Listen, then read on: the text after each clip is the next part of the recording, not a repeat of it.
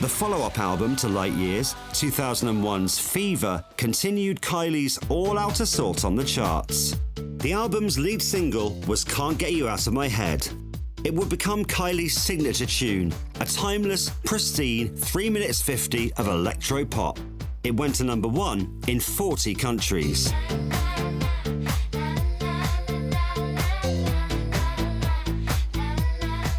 The creative forces behind the track were songwriters Rob Davis and Cathy Dennis, who were put together by their management company to come up with new songs for pop stars in the market for a hit. At that point, there was no idea of who it was going to belong to or anything. More than 20 years on, Cathy remembers an unusual writing experience. Really, the song was quite wild and quite organic, the whole process for that one. We just started off with Rob playing some guitar chords and I came up with a melody. At the time, I'd been writing for some other much poppier artists, and it was really cathartic release to do a session like that where both writers are really happy to just kind of let it happen, because a lot of writers are very controlling. In the studio, Cathy and Rob let their imaginations run wild, drawing on the music they loved most. We were writing a dance song, we knew that, and so there are a few constraints within that, as in, you know, the pace of it and the feel of it, but I did feel like we were trying to do something different with dance music.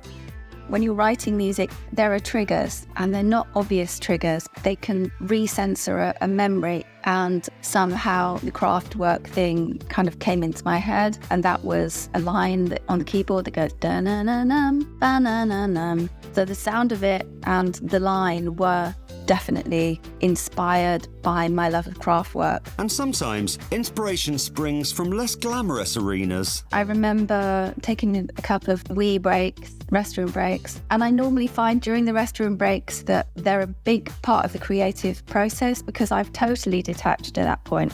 But I remember going to the restroom, and that was where I came back and started doing the la la. So that was from another wee break. Those La La Las were the icing on top of one of the most unique pop hits of the decade. But I remember being very pleased with what we'd come out with, although it seemed like it was such an odd song that I couldn't imagine it being a pop song, really. It just didn't sound like anything else. I feel like, to be honest, Kylie's whole career has been one giant experiment, and this was back in the lab again. And another mega-selling hit deserved another iconic video. And when I saw the video, I just began to think, this is kind of like the final piece in the puzzle. When I think of Kylie Minogue, the first image that will pop to my mind is her in the white